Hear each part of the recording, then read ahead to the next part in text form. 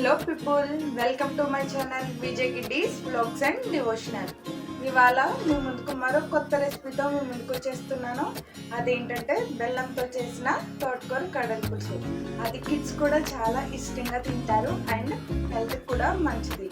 మీరు weekly once మీరు మీ డైట్లో కూడా ఇది ప్లాన్ చేసుకుంటే చాలా మంచిది. ఆయిల్ తక్కువతో ఒక మంచి రెసిపీ మీకు నేను చూపించేస్తున్నాం కర్రీ. అది మనకి పులుసు అండి. ఓకే, లెట్స్ గో ప్రొసెసర్లోకి వెళ్ళి. హలో ఎవ్రీవన్, చూస్తున్నారా? ఇప్పుడు ప్రొసీజర్లోకి వెళ్ళిపోతున్నాము. మనం ఇగోండి, నేను తోటకూర బాగా ముదిరిన కాడలు ఉంటాయి కదండి, కాకపోతే అవి పీచుకు రాకూడదండి. అవి కొంచెం చూసి తీసుకోవాలి. నేను ఎట్లా క్లీన్ చేసుకున్నానో కూడా అవి మీకు వేరే వీడియో చేసి పెడతాను. ఆ తోటకూర కాడలు అండ్ నేను ఇందులోకి బెండకాయ కానీ, మీ ఆప్షనల్ ఆనపకాయ కానీ అండ్ వంకాయ కానీ ఏదైనా వేసుకోవచ్చు. నేను బెండకాయలు యాడ్ చేసుకుంటున్నాను. ఒక 10 బెండకాయలు నేను వేసుకుంటున్నాను. ఇది ఫస్ట్ ఇంకా మనము గ్యాస్ మీద పెట్టుకున్నానే ఫస్ట్ ఇవన్నీ మిక్స్ చేసేయాలన్నమాట. ఒక 2 టేబుల్ స్పూన్, అది మీ ఆప్షనల్. మేము కారం కొంచెం తక్కువ తింటాం. నేను 3 గ్లాసెస్ ఆఫ్ వాటర్ వేసుకున్నానండి. నేను తోటకూర కాడలు మొత్తం ఒక 6 కాడలు తీసుకున్నాను. ఇందులోకి డెఫినెట్గా షుగర్ అనేది ఎక్కువ వేసుకోవాలి, బెల్లం లేకపోతే షుగర్. నేను 3 బెల్లం ముక్కలు వేసుకున్నానండి. ఇంకా కూడా ఒక 4 టేబుల్ స్పూన్స్ షుగర్ యాడ్ చేసుకున్నాను. కొంచెం కరివేపాకు, ఇంకా నాకు వాటర్ తక్కువైనట్టు అనిపించిందని ఇంకా వాటర్ యాడ్ చేసుకున్నానండి. ఇవి అన్నీ కూడా మనం ఇట్లా ఇప్పుడు అన్నీ మిక్స్ చేసుకున్న తర్వాత అన్నీ యాడ్ చేసేసుకున్నానండి. యాడ్ చేసుకున్నాక ఇది మనము గ్యాస్ మీద పెట్టేసుకుని పచ్చిమిర్చి కూడా యాడ్ చేసుకోవాలి. ఒక 2 పచ్చిమిర్చి సరిపోతుంది. మీకు నచ్చితే వేసుకోండి, లేకపోతే లేదు. ఇప్పుడు అదంతా చూసారండి, దాన్ని మనం గ్యాస్ మీద పెట్టేసుకోవడం. ఒకటే లేట్ గ్యాస్ మీద పెట్టేసి 10 to 15 మినిట్స్ బాయిల్ చేయాలండి. ఆ తోటకూర కాడలు అనేది మనకి త్వరగానే ఉడికిపోతాయండి. మనకు బాగా ఉడికితే ఇంకా అదంతా జ్యూసీగా పులుసు అంతా అందులోకి వెళ్తుంది.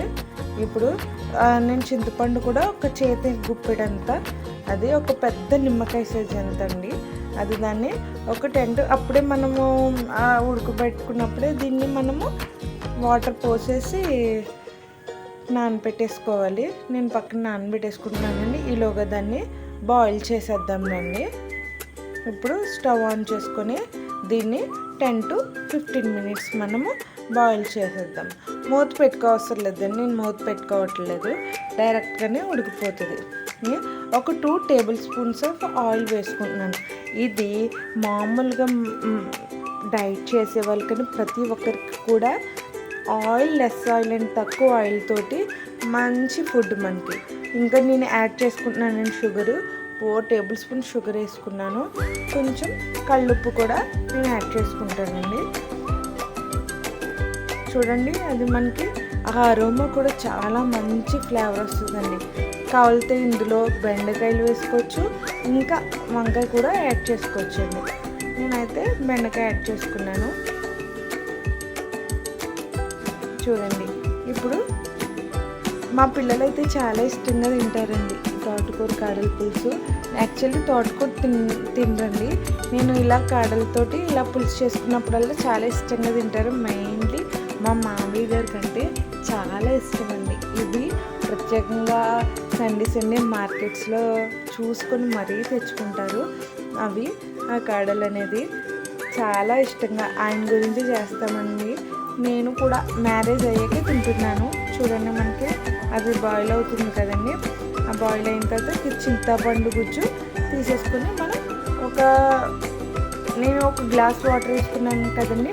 నెక్స్ట్ ఇంకొక గ్లాస్ కూడా వాటర్ యాడ్ చేసుకొని ఆ పులుసు అంతా తీసేసుకుంటానండి.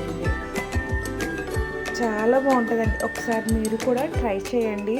ఇటువంటి ఫుడ్స్ పాతకాలం నాటి ఫుడ్స్ మనము కూడా, ఇది టేస్ట్ కూడా బాగుంటుంది అండ్ అప్డేట్ అయ్యే కొలది ఇటువంటివన్నీ వదిలేస్తున్నామండి.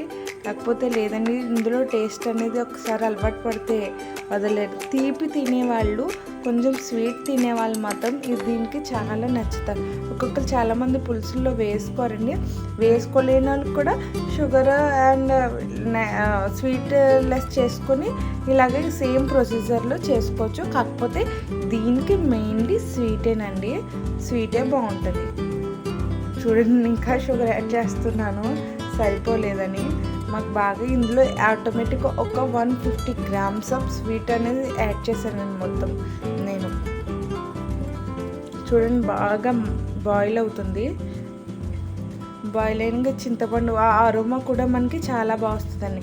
ఇప్పుడు నేను దీన్ని తాలింపు పోపు పెట్టేసుకుంటానండి. కొంచెం ఆయిల్ వేసుకొని ఒక 2 tablespoons ఆఫ్ ఆయిల్ వేసుకొని ఆవాలు, జీలకర్ర, కరివేపాకు అండ్ వెల్లుల్లి పేస్ట్ దంచుకొని దాన్ని పేస్ట్ చేశానండి.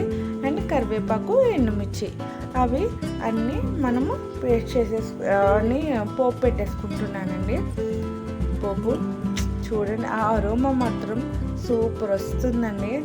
ఆహా ఏమి రుచి అనరామై మరచి,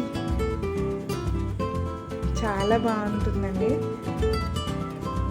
కాలితే మీరు ఇందులో కొంచెం ఈ పోపులో ఇంగు కూడా యాడ్ చేసుకోవచ్చు, అది మీ ఆప్షనల్. నేనైతే యాడ్ చేసుకోవట్లేదు. కరివేపాకు వేసుకుని కాసేపు కొంచెం పసుపు కూడా ఇందులో నేను యాడ్ చేసుకుంటున్నాను. నేను యాక్చువల్లీ పులుసులో యాడ్ చేసుకోలేదు, పులుసులో మీరు యాడ్ చేసేసుకోండి. లేకపోతే నేను కొంచెం ఇందులో ఆయిల్లో వేసుకొని కొంచెం ఫ్రై చేసి అలాగా పసుపు వేసానండి. చాలా బాగుంటుంది. ఒక్కసారి ఈ రెసిపీ ట్రై చేస్తే మీరే నాకు కామెంట్ సెక్షన్లో చాలా బాగా వచ్చిందని చెప్తారు. సేమ్ నేను చేసిన ప్రొసీజర్లోనే మీరు చేస్తే సూపర్ అండి, సూపర్ అండి, అబ్బాబ్బా అనాల్సిందే.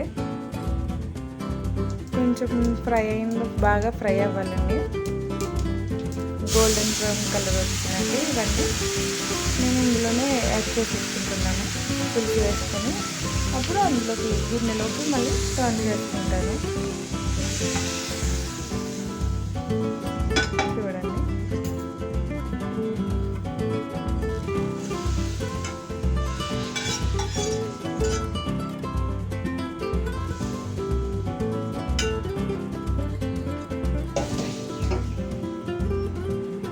ఇప్పుడు ఒక చిన్న బౌల్లోకి టర్న్ చేసేసుకుంటే సరిపోతుంది.